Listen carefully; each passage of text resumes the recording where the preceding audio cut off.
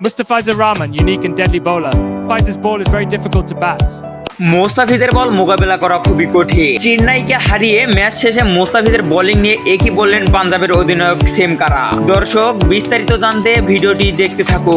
বিদায় ম্যাচে মায়া বাড়িয়ে গেলেন মোস্তাফিজুর রহমান। ম্যাচে মোস্তাফিজের প্রশংসা চেন্নাইয়ের অধিনায়ক ঋতুরাজ গায়কোয়াড়। এবার এলপিএল এ নিজের শেষ ম্যাচ খেলে ফেললেন মোস্তাফিজুর রহমান চেন্নাই সুপার কিংস এর হয়ে। এবারের শুরুটা দুর্দান্ত শুরু করেছিলেন মোস্তাফিজুর রহমান এবং শেষটাও বেশ ভালোভাবেই শেষ করেছেন মোস্তাফিজুর রহমান। প্রিয় দর্শক, শেষ ভালো যার সব ভালো তার। পাঞ্জাব কিংস এর বিপক্ষে চেন্নাইয়ের 49তম ম্যাচ ছিল এবার আইপিএল এর মোস্তাফিজুর রহমানের শেষ ম্যাচ।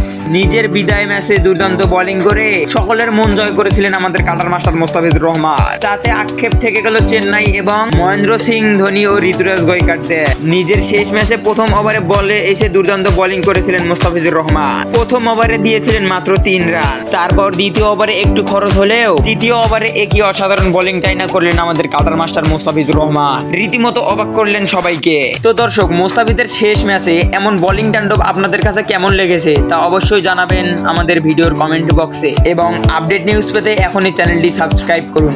ধন্যবাদ।